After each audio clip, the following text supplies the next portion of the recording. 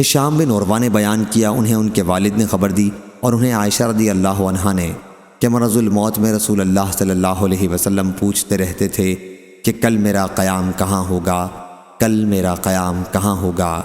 آپ عائشہ رضی اللہ عنہا کی باری کے منتظر تھے۔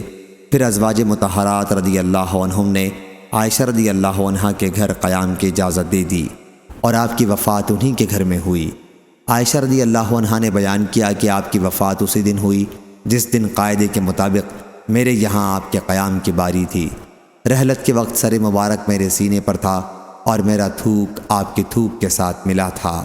انہوں نے بیان کیا کہ عبد الرحمن بن ابی بکر رضی اللہ عنہ داخل ہوئے اور ان کے ہاتھ میں استعمال کے قابل مسواک تھی۔ حضور صلی اللہ علیہ وسلم نے اس کی طرف دیکھا تو میں نے کہا کہ عبد الرحمن یہ مسواک مجھے دے دو۔ انہوں نے مسواک مجھے دے دی، میں نے اسے اچھی طرح چبایا اور جھاڑ کر حضور صلی اللہ علیہ وسلم کو دی۔ پھر آپ نے وہ مسواک کی۔